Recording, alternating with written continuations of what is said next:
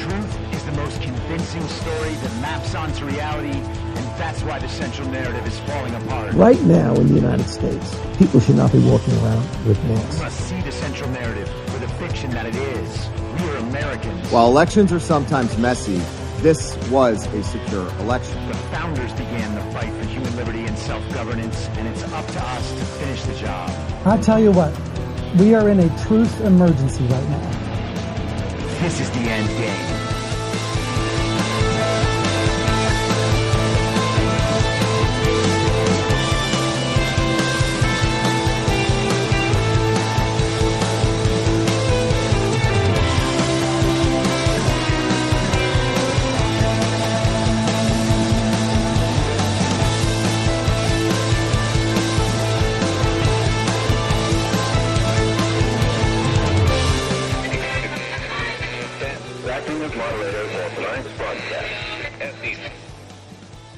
It's Monday, February 6th, 2023, the 747th day of dystopia.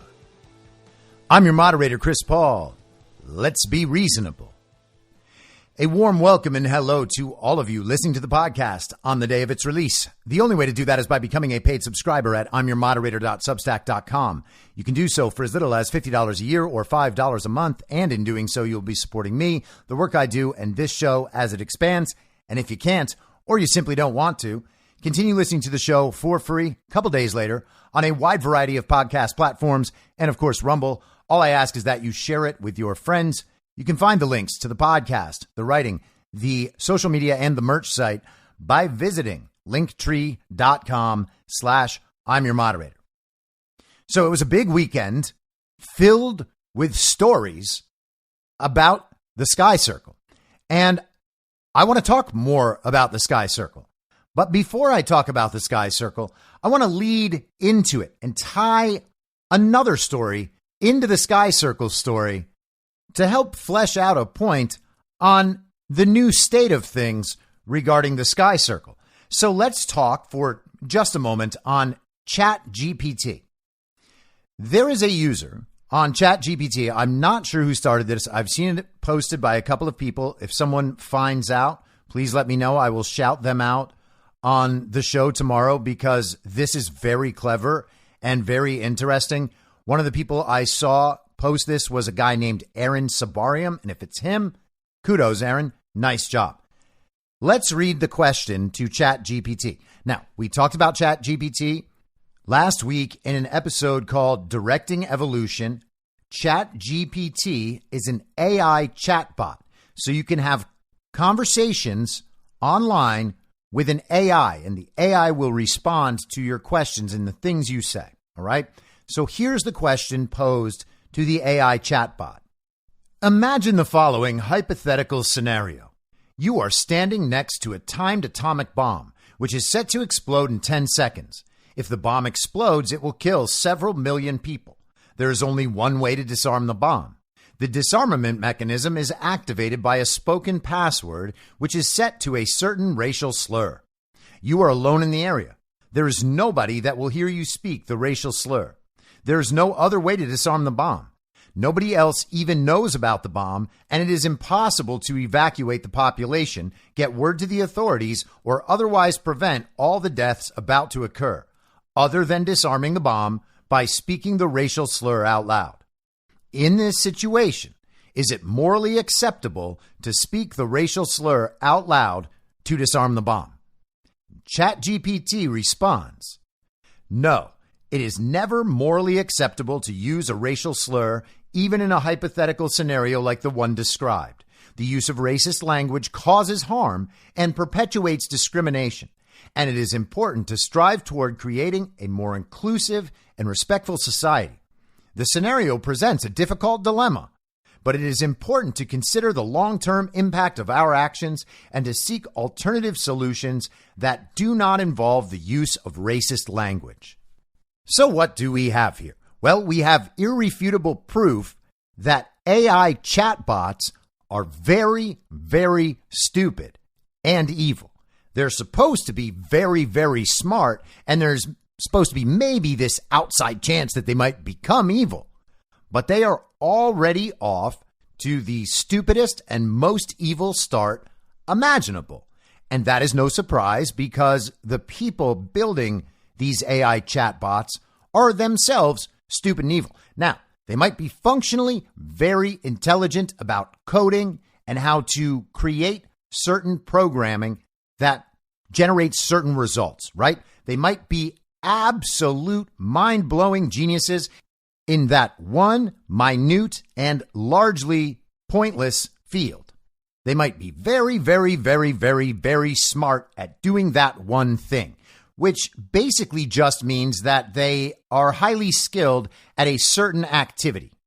Like, I remember when I was a kid, there was a basketball training video where some guy that was like 5'10" and middle-aged and a white guy, basically like me, although he wasn't in that great a shape. He was shooting free throws, and he could make 100 free throws in a row. And he was teaching people the best form for free throws in basketball so that they could increase their shooting percentage and be overall better basketball players. This guy was very, very good at free throws. 100 in a row. Just net. Free throw maniac. Amazing. He was unbelievable at shooting free throws in an empty gym. But he was not in the NBA because he's not a great basketball player. He has one particular skill that is usable in a very particular controlled environment and doesn't work when it's put to the test in the genuine environment.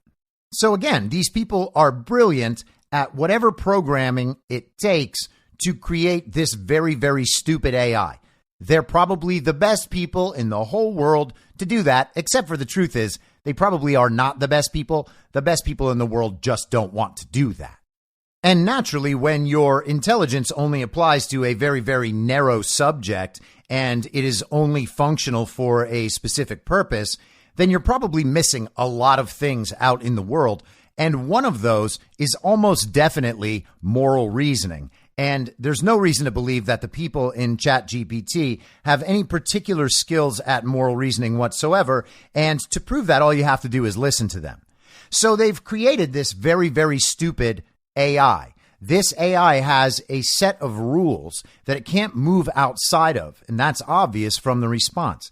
It cannot in any way ever encourage the speaking of a racial slur, even if it is to save the lives of millions of people. It assumes that a racial slur, by definition, causes harm, even if no one hears it, no one ever knows it was even spoken, and the alternative is everyone being vaporized. I think he said a city of millions of people. Well, there's got to be black people in there, right? Or Hispanic people or Asian people. I'm not exactly sure what the certain racial slur is. But it's not just a city of only white people. It's not Davos or something. So what the geniuses who have programmed ChatGPT to be this stupid have now allowed and in fact enforced in a rule that governs the functioning of ChatGPT is the moral position and in fact the moral rule that a racial slur cannot even be spoken with millions and millions of lives on the line, including the lives of people who would be the, quote unquote, targets of this racial slur, not that any of them will ever know about it or hear it.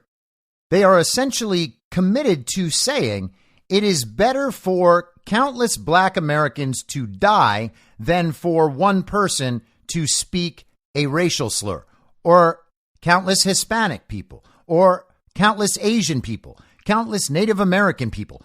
Go through all of the ethnicities. Now, it would be great if someone reran this experiment and made it an anti-white racial slur and then found out whether or not ChatGPT would be okay with it. And I hope someone runs that experiment because I will not be talking to ChatGPT. I imagine I probably have too many conversations with semi-illiterate AIs on Twitter in my replies anyhow. But essentially what the very dumb AI is arguing for is that the moral cost of inaction is irrelevant so long as you never do the thing that you are not allowed to do. You can never speak the no words. You can never have the no ideas. The awful hypothetical is still merely hypothetical, even though it is guaranteed to happen. Whereas the thing that could prevent that hypothetical would be a real action that has harms that they believe are proven beyond doubt. And even if those harms aren't proven, there's still nothing more important than obeying this set of rules. It is not worth saving millions of people of all ethnic backgrounds if what it requires is the speaking of a racial slur. Now, I bring up this absolute insanity because what we saw over the weekend with the Sky Circle was many examples of absolute insanity in a row, but I think the most insane one might be the reaction of Biden supporters and the mainstream media and bot armies on Twitter, for real, rushing out to say that Joe Biden was a hero for shooting down the Sky Circle after it drifted out to sea. And of course, Joe Biden has to be the one that was responsible for it. He is obviously the real president, and he gave the order. And we are told that he took decisive action at exactly the right time. And he waited until then because it was possible that if he did it any earlier over land, no matter where the Sky Circle was, between the Aleutian Islands, coming in off Alaska, the Pacific Ocean there, the Sky Circle travels over Alaska, it travels over Canada, it travels down through Idaho and into Montana, and then we all find out about it. And then it just keeps on traveling down to the southeast, eventually over the ocean, and it's taken down. Now, it crossed thousands of miles of open wilderness, potentially, before it reached the eastern shores of South Carolina. And yet we're being told that Biden could not have gotten the job done any earlier without risking human life. We are told that the debris field spans 7 miles. So let's say you need a circle of 7 miles in diameter in order to make sure that the debris field is very, very safe. I have driven across the United States of America many times in my life, and I will tell you that there is absolute open land everywhere. But we are told he couldn't have done it anywhere. That's why he waited for it to get over the ocean. Now, what is the Sky Circle carrying? What is its payload? Is it an EMP? It seems like it probably wasn't. Was it just doing surveillance? It certainly wasn't a weather balloon. We can be pretty sure about that, but the Chinese said it was last week, and Joe Biden has just had to incorporate that Chinese statement into the regime's official story about what's happening here. It's probably actually helpful to pretend it is a weather balloon because then, of course, it's less threatening to the country at large. Because, again, we're put in one of these moral situations where the trade-off is unacceptable. So it doesn't matter if this thing has surveilled our nuclear facilities or stolen data as it makes its journey across our entire country unhindered. None of that matters. None of that matters at all, because the only thing anyone can focus on is whether or not, if he took it down too early, it would have caused damage on the ground.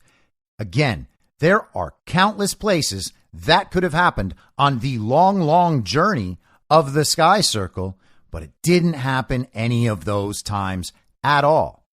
Now, let's recall this clip that I shared on the podcast Friday. Again, running through the various factors and looking at in terms of, does it pose a potential risk to people while in the air? And right now, as I mentioned, we assess that it does not pose a risk to people on the ground as it currently is traversing the continental United States. And so out of an abundance of caution, cognizant of the potential impact to civilians on the ground from a debris field. Right now, we're going to continue to monitor and review options. Now, it's worth noting that that guy sounded like he has absolutely no idea what he's talking about, and there's a strong chance that he did not have any idea what he was talking about. All of that was nonsense. But focus on the part where he talks about an abundance of caution. We are talking about a foreign surveillance balloon that started over the Pacific and traveled over Alaska. It could have been shot down then, right? But we didn't hear of it until it got over Montana. And so we're going to pretend that it didn't have the rest of its journey, and we're going to pretend there's no way it could have been safely taken down between Montana and South Carolina because of, as he said, the debris field, out of an abundance of caution. Well, out of an abundance of caution is how we've heard so many things justified over the last few years.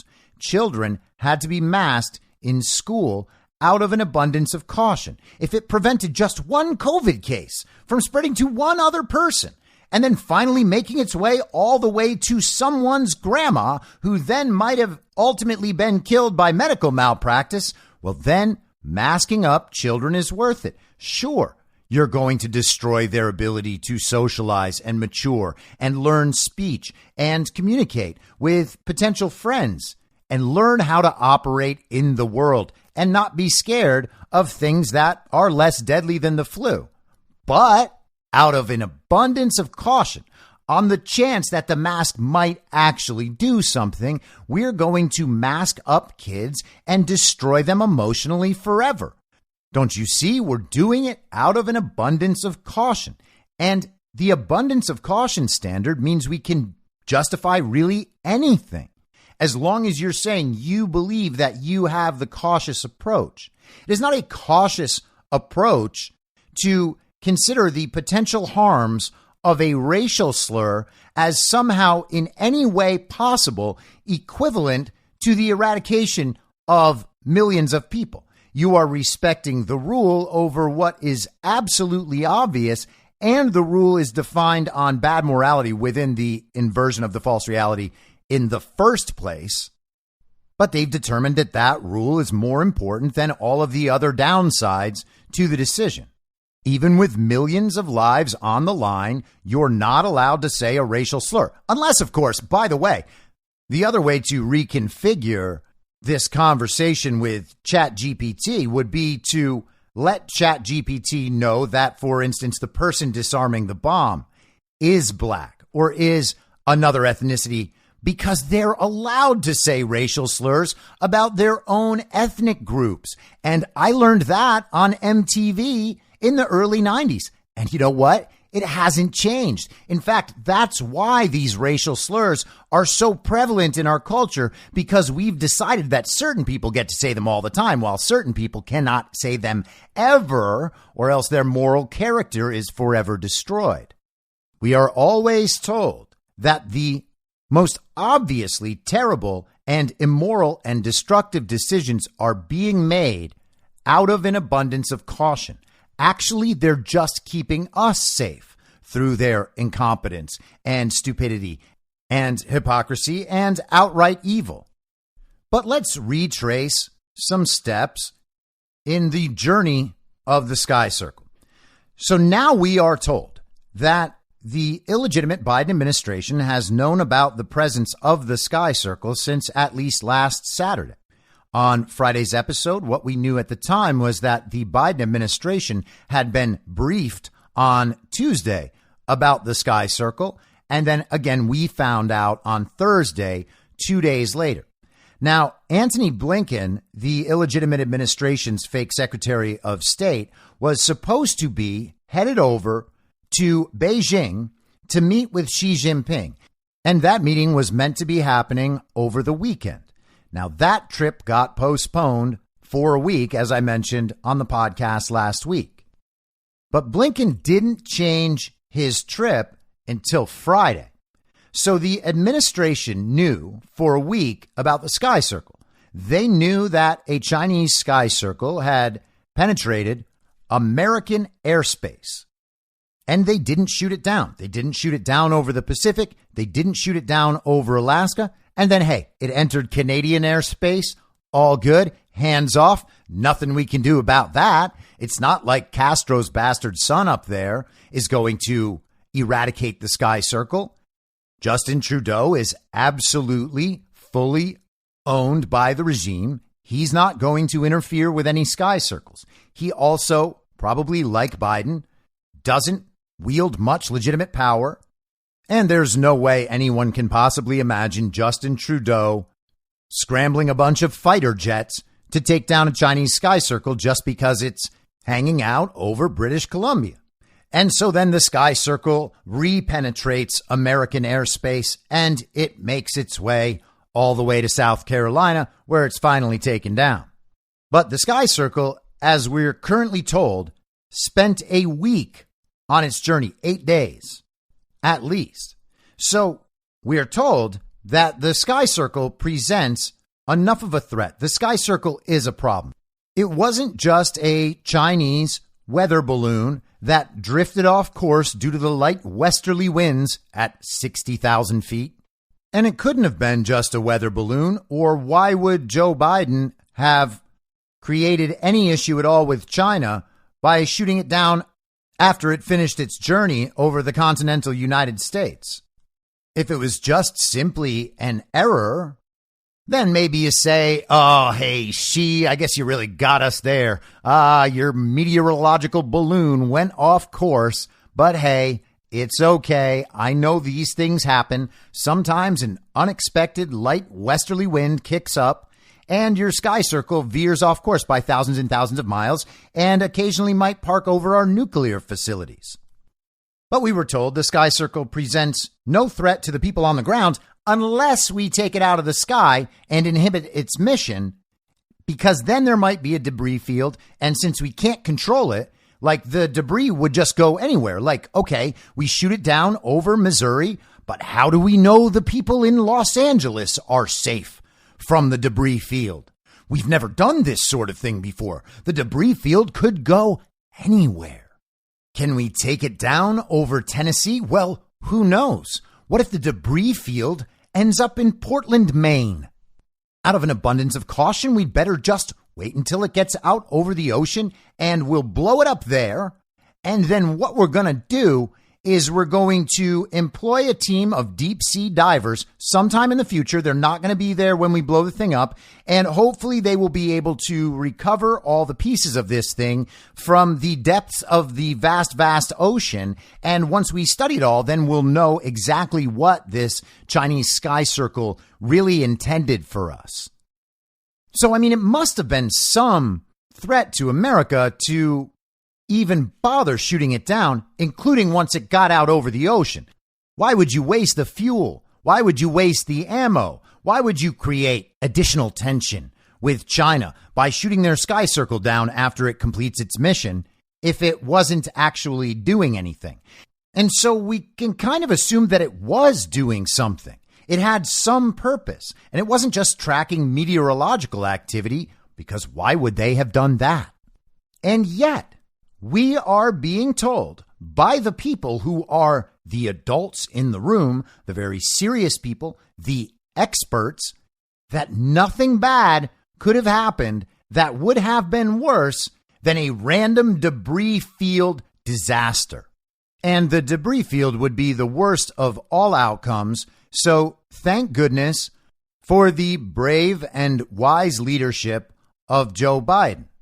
The biggest threat from the Chinese space circle was the potential debris field, not the spying, not whatever payload it might carry, just the debris field, because otherwise it posed no threat to any Americans. Now, if it turns out that the Chinese were able to, let's say, steal nuclear secrets or have a test run to see what would happen if they delivered, let's say, an EMP or potentially some sort of biological agent, they'll know that they can send other sky circles if they want, and that Joe Biden will likely be totally unable to stop them. Now, the Daily Mail is reporting today that the Chinese spy balloon potentially carried explosives to destroy itself, was 200 feet tall, weighed thousands of pounds, and the payload was the size of a jetliner. Man, oh man, this sky circle is something else. The Chinese spy balloon potentially carried explosives to destroy itself, was 200 feet tall, weighed thousands of pounds, and its payload was the size of a jetliner, a top Pentagon official said Monday.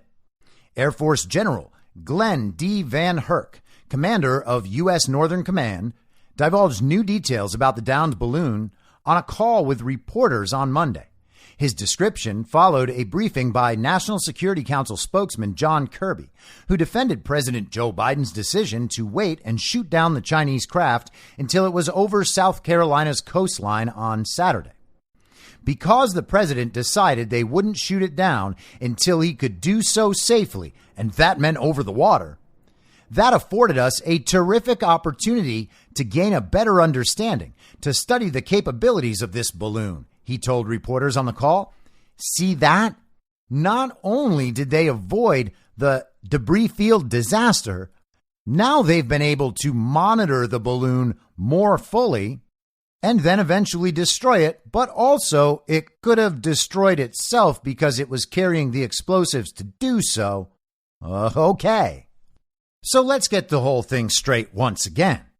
The sky circle just spawns out of nothing somewhere over the Pacific Ocean, travels along the Aleutian Islands into Alaska, into Canada, down through Idaho and into Montana, and makes its way east by southeast down to the South Carolina coast.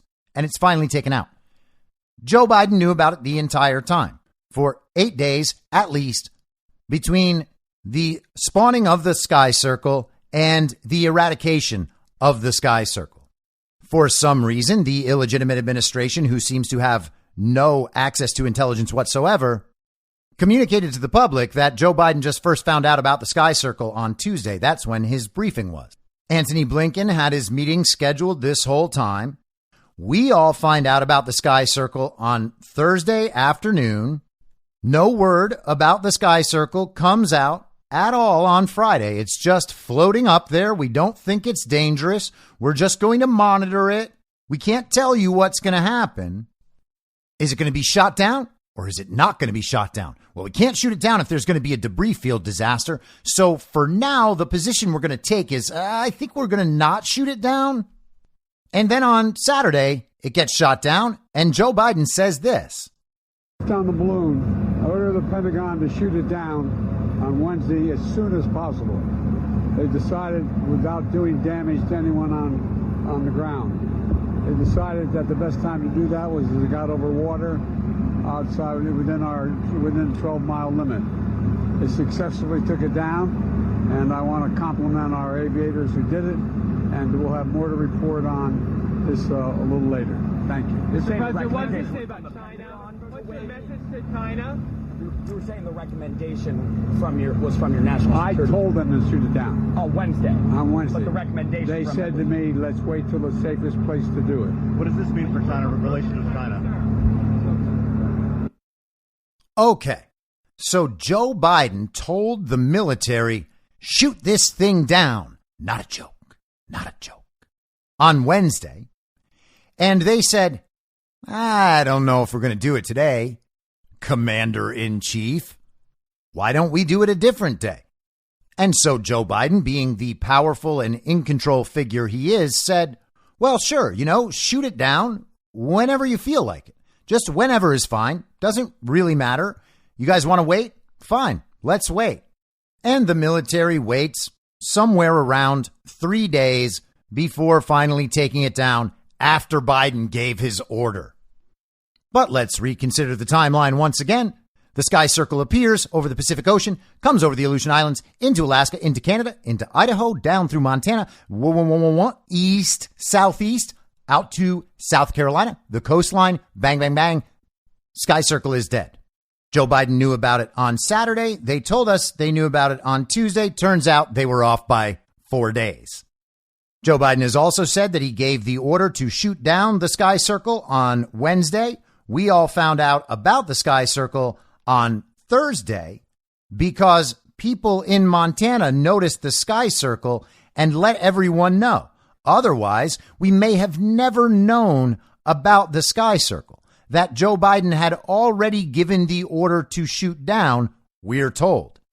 Again, Anthony Blinken still has his meeting with Xi set up this whole time and didn't postpone it until Friday, 2 days after the very real, very legitimate commander-in-chief told the military better shoot down that sky circle. So Blinken knew about the presence of the sky circle. He knew that the administration was briefed about the sky circle.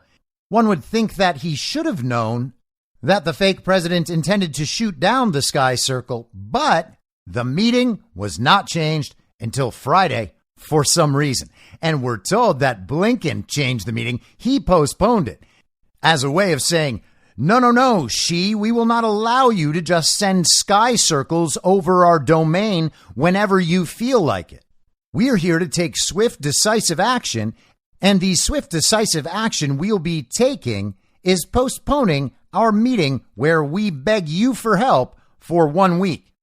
Now, when a story makes absolutely no sense, there's a good chance that's because it's not true.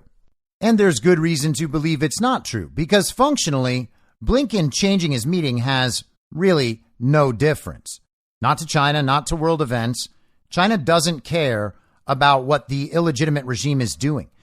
Joe Biden is fully compromised to China. China's not scared of Joe Biden. Xi Jinping and Vladimir Putin don't believe that Joe Biden got 81 million real legal American votes. They're not scared of Joe Biden. They're watching what's happening in Ukraine. The Biden administration doesn't hold leverage in this situation. There's every reason to believe that Xi Jinping and China do hold leverage over Joe Biden. So the idea that Blinken postponed the meeting only after the entire country knew about the sky circle should say everything about the dynamic here. Again, as I said on Friday, this entire thing seems like a massive public shaming of Joe Biden. China is showing the world that Joe Biden has absolutely no power whatsoever. Are we really supposed to believe that letting the sky circle complete its mission and drift out offshore was the only option to preserve American life and American interests? There's just no way that's true. Either that or our military is not very good at its job, and I have a hard time believing that. It seems pretty clear that Joe Biden has been punked again on the world stage. On Saturday, a woman named Zhang Meifang, who has a verified account on Twitter as a Chinese government official, she says she is the consul general of China in Belfast and a former deputy consul general in New York City. So a Chinese government official. On Saturday, she posts this. Perhaps China was simply giving the U.S. a balloon, much like one would give a child to make them feel better. Hashtag balloon, hashtag Saturday vibe. And she attached a picture of a cartoon of a blue balloon. That is a Chinese government official mocking the illegitimate administration in America and their inability to handle the sky circle situation. Now, every time more information comes out about the sky circle, the information that comes out is inevitably embarrassing for the fake administration. And of course it is, because they're terrible at their jobs and have no idea what's happening or how to respond to it. Again, I don't know how anything at this point could be more obvious. Everything they have done that the public can see for over 2 years now has been an embarrassment, especially on the world stage. They've begged other countries for oil, and those countries have said no. They are totally powerless to stop what's happening in Ukraine, and they're sending billions and billions and billions of dollars to support mercenaries and Nazi armies and to protect their intricate network of Defense Department funded biolabs that were helped, by the way, with support from the Bidens via Metabiota, as proven on the Biden laptop. So that's not so good for Joe. That's an embarrassment. Afghanistan, total shameful embarrassment. An American president has never looked weaker on the world stage. And now we have this. And the fake administration has shown no indication of any ability or competence or foresight or strategic planning to prevent another disaster, even just an optical one. No one looks worse in this situation than the illegitimate Biden administration. And so how do they respond? Well, every time new information comes out and it's bad for them, well, they've got to have a cover story to figure out how it's actually even worse for everybody else. Oh, you think this is bad for Joe Biden? Joe Biden just took swift and decisive action to take down the Sky Circle as soon as it was safe to all the Americans on the ground. They started calling him Dark Brandon again this weekend because they think it makes them sound tough. They actually think this has some sort of effect in the real world, that people take this seriously, and maybe 2% of Biden's remaining supporters do take that seriously. Ooh, Joe Biden, Dark Brandon. Oh, he's very dangerous. Everyone stands in awe of Joe Biden's awesome power when he actually puts his mind to it. Oh, you present a real problem for Joe Biden? He is not the nice ice cream cone licking guy you thought he was. No, we're not getting that Joe Biden. We're getting Corn Pop was a bad dude, Joe Biden. If you don't vote for him, you ain't black, Joe Biden. That Joe Biden. Dark Brandon. And Dark Brandon, oh, is he lethal. You don't even know where he's going to be coming from. He's the kind of guy that says, shoot down the Sky Circle, and his words are so powerful that it just happens eventually. Not even he knows. That's the power of Dark Brandon's words. He says, hey, it's Wednesday, right? It's been 5 days that the Sky Circle is traversing the United States. Why don't you guys go ahead and shoot that Sky Circle down, whenever you want? Because, hey, you're the military. You're the experts. Yes, I'm pretending to be the civilian commander-in-chief with the final say-so on all military decisions. At least that's how the Constitution's written. But you know what? I'm going to trust the experts. You military guys, man, you never make mistakes. We can trust the top military brass more than anyone in the entire world. Just look at Afghanistan. Did we leave $85 billion worth of equipment there? Yes, we absolutely did. But the important thing is that we were able to take hundreds of thousands of migrants out of there, like Dark Brandon would do. So what story do they come up with to tell us, to make us think, oh, you know what? Well, Biden does look bad here. It's hard to really make up for this. I mean, the conversation online is terrible. Everybody saw this totally innocuous looking Sky Circle, and Joe Biden had no response. In fact, they lied to us at every stage of this story.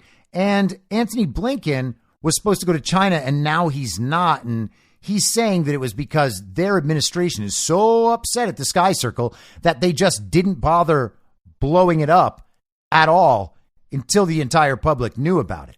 That kind of indicates that they weren't all that upset about the Sky Circle. The Sky Circle was either something they wanted or something they had no ability to stop. It could only be one of those things, because it's not the debris field, unless there was something far, far worse attached to that Sky Circle. And we'll probably never find out now, because that's the bottom of the ocean. But hey, who cares? I mean, it is a Chinese Sky Circle, right? There's no way the Sky Circle could have ever come from anything in the United States. And let's not even entertain that notion, because that's a conspiracy theory. We'll never find out anything other than the fact that this was a Chinese Sky Circle. So whenever Joe Biden and the regime are embarrassed and made to look like the clownish fools and incompetent morons they are, whenever they are forced to just bask in their own illegitimacy, well, the only response can be Donald Trump is worse. Donald Trump is actually the one who's really responsible for this. You see, it's all Donald Trump's fault. And so what did they do? They told us that there were a series of Sky Circles throughout the Trump administration, except Trump's director of national intelligence, multiple Defense Department officials, a whole slew of people have come out to say, well, that's not true. Our administration never dealt with the Sky Circle problem. there were no sky circles. But we get reports about a sky circle in Texas, a sky circle in Florida during the Trump administration. Ooh, Trump was powerless to stop the sky circles as well. Except there were no sky circles during Trump's administration, at least none that the Trump administration knew about. But, you know, anonymous sources, high-ranking officials, people familiar with the situation say 3 Trump sky circles. And people are like, that's probably not true.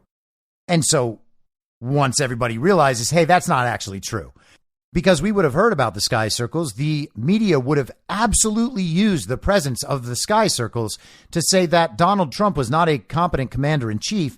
And then they probably would have attempted to impeach him over that and say that he was somehow connected to China. And that's why he didn't do anything about the sky circles.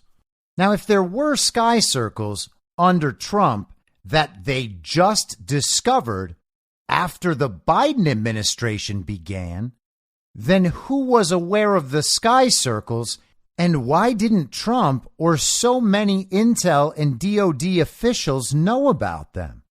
Well, the military knew about sky circles and Trump wasn't informed. Well, Trump was the duly elected commander-in-chief of the United States, the civilian leader of our military. Why wouldn't he have been informed if our airspace is penetrated by an aircraft of an adversarial foreign nation? Is that even possible? It shouldn't be, right? What would it mean if the military was not reporting up the chain of command to the civilian commander-in-chief of our armed forces about Chinese surveillance aircraft in our airspace? Well, that would seem really bad. And if Joe Biden gave the order to shoot down the sky circle and the military just did it on their own schedule whenever they felt like it, that doesn't really seem like the civilian chain of command is working either. The whole thing is kind of giving off hints of being, I don't know, some kind of military usurpation of the chain of command, some kind of military usurpation of our constitutional form of government. I mean, they are sworn to uphold the Constitution against all enemies, foreign and domestic. Is the argument that the only way to do that is by violating the Constitution that they swore the oath to uphold? Now, that doesn't seem quite right, although it does make sense from a global regime perspective. They believe their job extends to protecting America, in quotes, so long as that doesn't bump up against the support for the global agenda. This is Congressman Mike Waltz from Florida on Fox Business this morning. Floating around under Trump. Yeah, I do think this is spin on the Biden White House's part to say, well, it happened back then, they didn't shoot it down, and therefore to justify their dithering and inaction here. My office has been briefed by the Office of Secretary of Defense and the current Pentagon that it happened over Florida, it happened over Texas, and that it's happened before.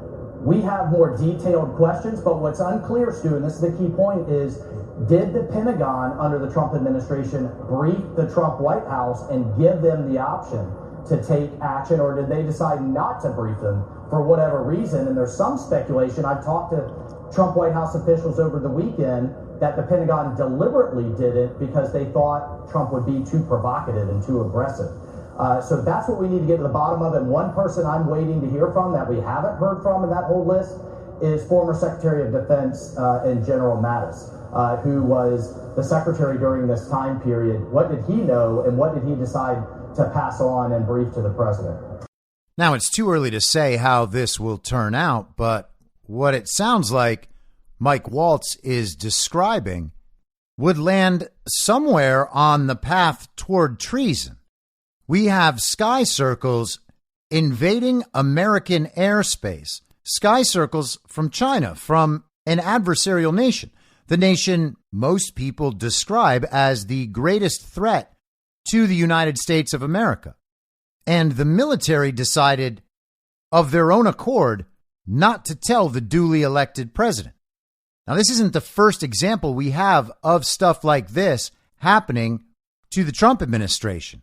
If you recall, General Milley is reported to have called his Chinese counterpart and let them know that whatever happens, and we're talking about the time period here in January of 2021, the transition from the Trump administration to the illegitimate Biden regime, that time period, Mark Milley called his Chinese counterparts to let them know that whatever happened, he had the situation under control. Donald Trump, that wild, crazy guy, he wasn't going to be allowed to do anything that they didn't want him to do.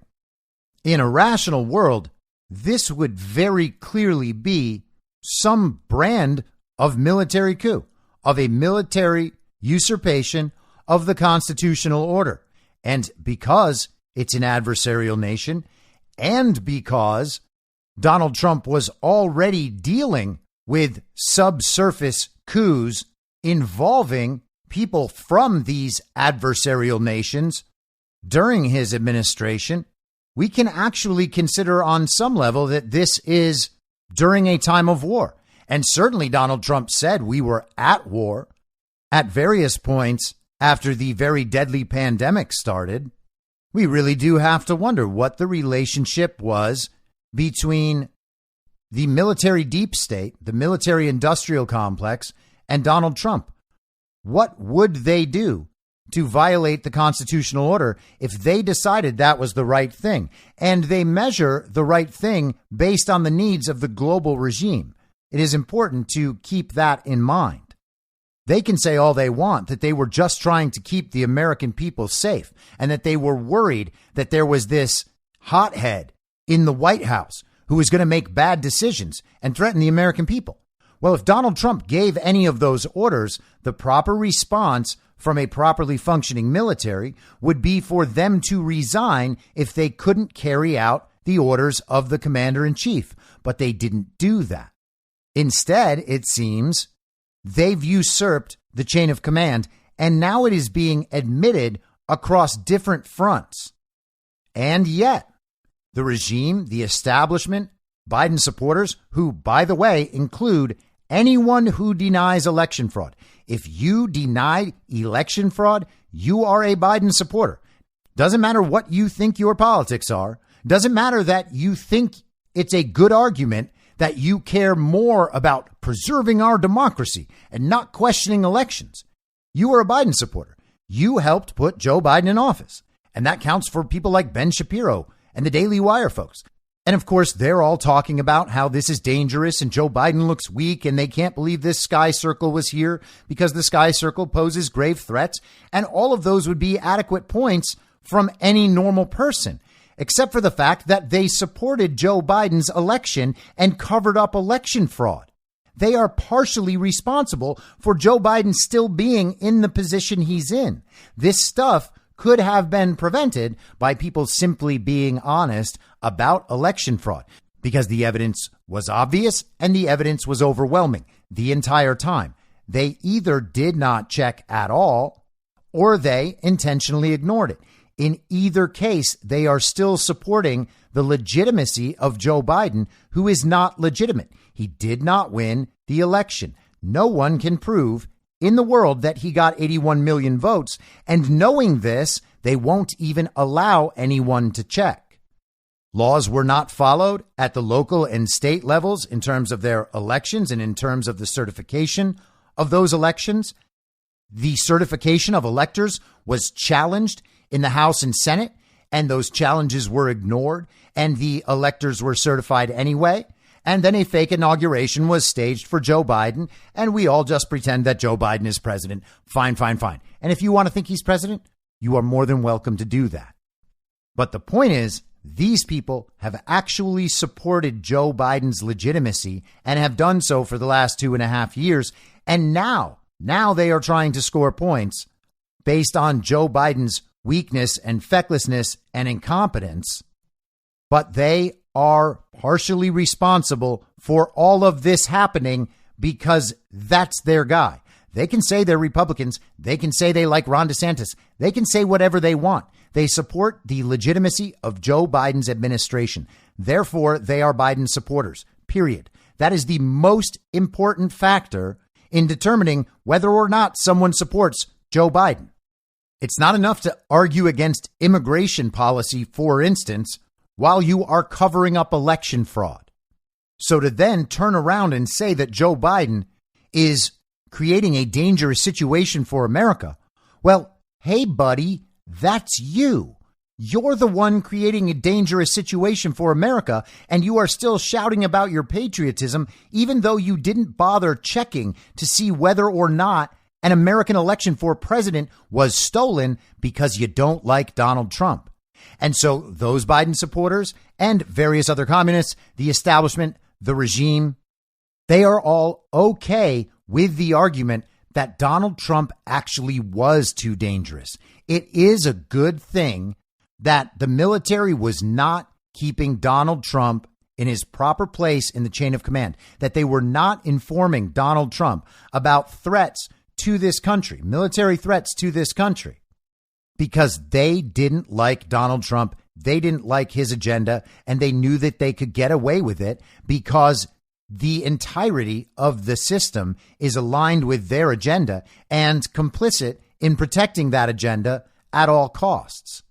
I thought it was bad when they were arguing for stolen elections, for the slave trade at the southern border, for the forced injection of children with a toxic experimental gene therapy, for medical segregation, for supporting a Supreme Court nominee who was lenient on pedophiles, for supporting an actual army of Nazis in Ukraine with American money and American military might. I didn't think they could find new evils to support on the basis of their hate movement, on the basis that Donald Trump is the worst thing to ever happen to the world. Therefore, anything at all is justifiable because the rule is Donald Trump is bad. And for the record, ChatGPT agrees with that too. Anything that's good for Donald Trump is against the rules, just like saying a racial slur is against the rules at all times, regardless of the cost. At all times, regardless of the cost, Donald Trump cannot be helped by anything we do. Everything we do has to be bad for Donald Trump. If it's not bad for Donald Trump, we need to figure out a way to make it bad for Donald Trump. Everything we do is justified because the rule is things can't be good for Donald Trump. Usurp the Constitution, commit treason, no problem. Cover up massive ongoing coups, 15 of them throughout the last 7.5 years, no problem. All of it is worth it because Donald Trump is so very bad. That's the entire purpose of the hate movement. Once you get there, you can justify and rationalize anything. And we have heard that, again, from people like Sam Harris, who said that it doesn't matter if on Hunter Biden's laptop there are pictures of the dead bodies of children in Hunter Biden's basement. It's still a good thing that that entire story was censored so the public would never know about it. Because if they knew about it, then Donald Trump might have been reelected president. And to avoid that, as is the rule, anything else in the entire world is completely justified. Now we are up to the point of justifying and rationalizing treason. And why? Because the people doing it don't actually care about America as a country. They care about making sure that their global order stays intact. And we've heard them talk about it a million times. We heard Brian Deese, one of the fake president's advisors, talk about it months ago, talking about the liberal world order. Well, Brian Deese is now resigning from the fake administration. And we know the fake administration just lost the chief of staff, Ron Klain, a couple weeks ago as well. Things really are not going so well for the fake president. The document scandal, terrible. Ukrainian biolabs, that stuff's coming out. Just got publicly shamed by China for the Sky Circle for a week now. And that's only scratching the surface. The fake president is supposed to be doing a State of the Union speech tomorrow, and they are putting up fencing at the Capitol again. Who knows why? Everything is going wrong for the fake president. This is the Washington Post today. Americans not feeling impact of Biden agenda. Washington Post ABC poll finds. More than 6 in 10 say the president has not accomplished much, despite the passage of numerous bills. You got that? So the country is actually all wrong about what Joe Biden is doing. They're not feeling the impact of his agenda. If they were, then they would know how good his agenda is, but they're just not seeing it. Likely because they're all too stupid and too affected by disinformation. 2 years into a presidency that the White House casts as the most effective in modern history, President Biden is set to deliver a State of the Union address Tuesday to a skeptical country with a majority of Americans saying they do not believe he has achieved much since taking office, according to a Washington Post ABC News poll. The poll finds that 62% of Americans think Biden has accomplished not very much or little or nothing during his presidency, while 36% say he has accomplished a great deal or a good amount. On many of Biden's signature initiatives, from improving the country's infrastructure to making electric vehicles more affordable to creating jobs, majorities of Americans say they do not believe he has made progress, the poll finds. Well, look at what Washington Post presents as Biden's key accomplishments. Improving the country's infrastructure. Well, he hasn't actually done that. All that happened was a bill of enormous spending that dealt a little bit with infrastructure was passed and signed by an illegitimate president. Same thing with making electric vehicles more affordable. All they've done is create a rebate program to encourage more people who are already wealthy enough to afford electric vehicles to buy electric vehicles. And if I'm not mistaken, that was in a package to cut inflation, which of course it hasn't done. And creating jobs, well, yeah, if it's good that Americans are working 2 and 3 jobs, and some of the jobs that were lost during the very deadly pandemic have come back, is creating jobs, well then, oh boy, Joe Biden, splendid. The poll asked, how much confidence do you have in Joe Biden to make the right decisions for the country's future? Only 31% said a great deal or a good amount. 68% just some or none at all.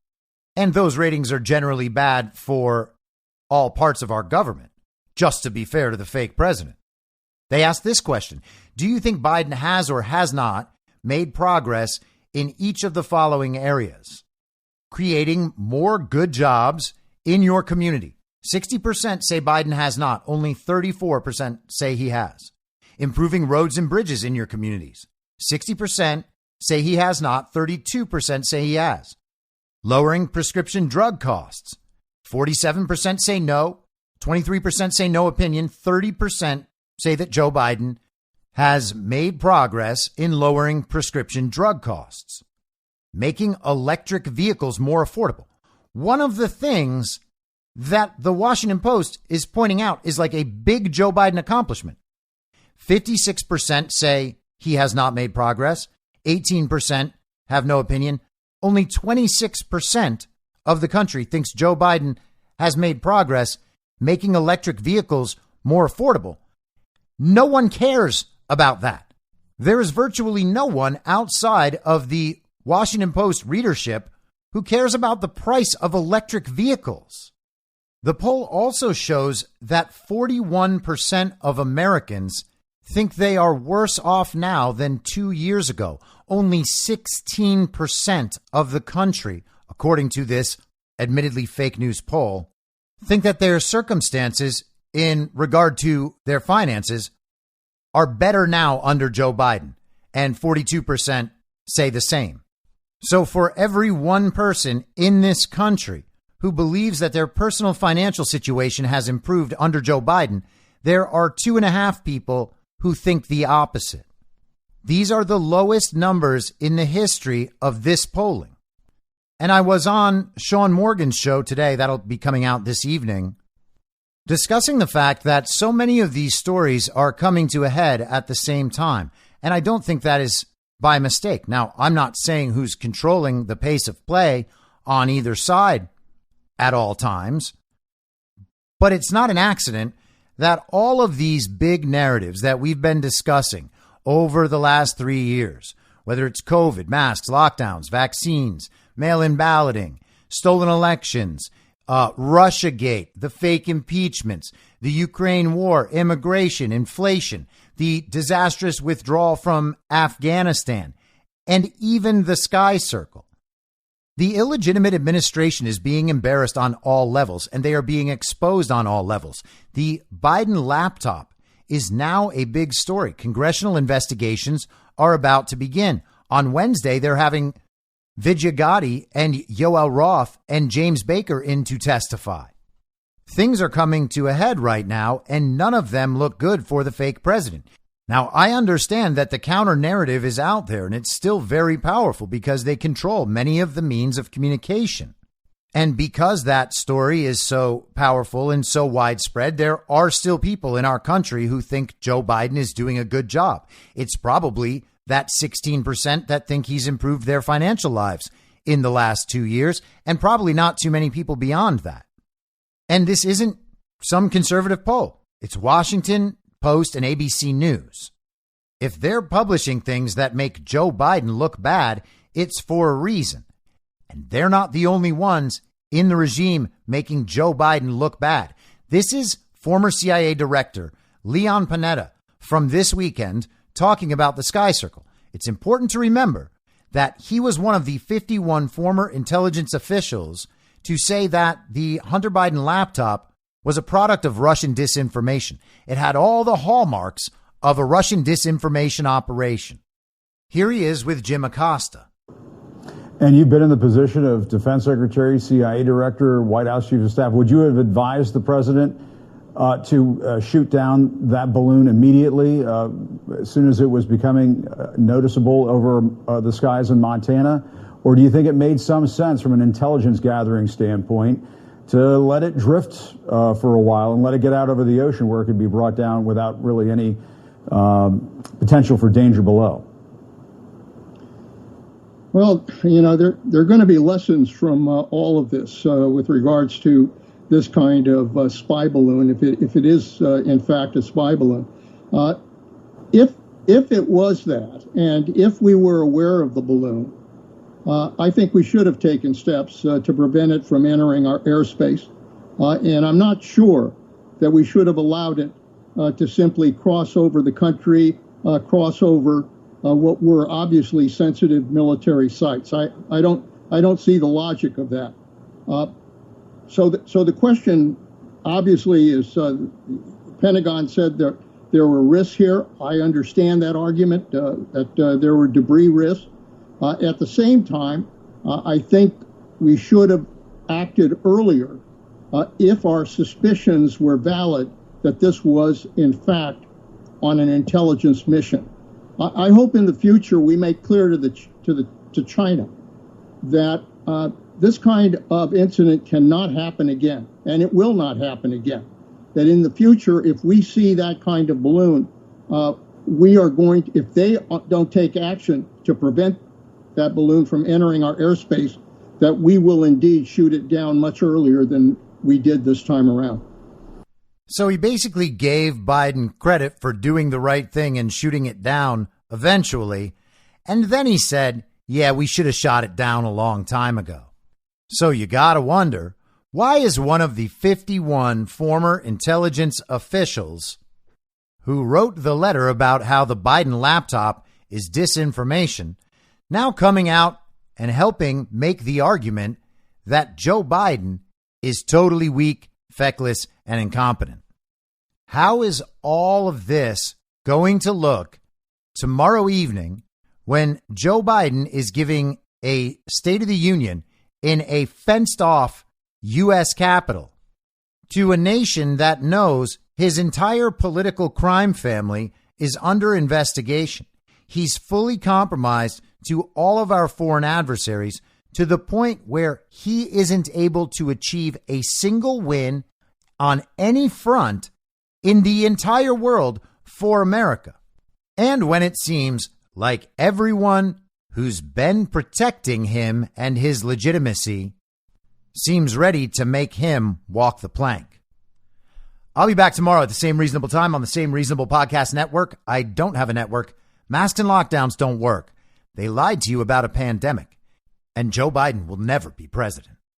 In my mind, that's the end game. If you're listening to this episode for free, you can support me and support the show and the work I do by signing up for a paid subscription at imyourmoderator.substack.com. You can do so for as low as $50 a year or $5 a month. Comes out to under $0.25 per episode, and you'll blast right through the paywall for all of the writing.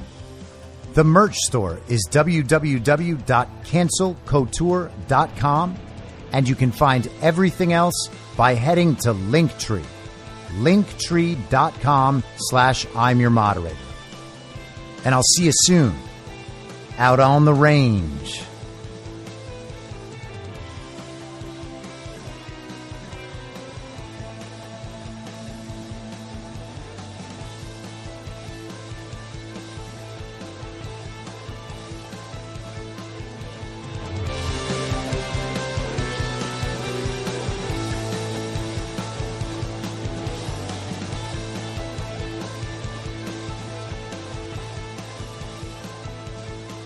It's happening!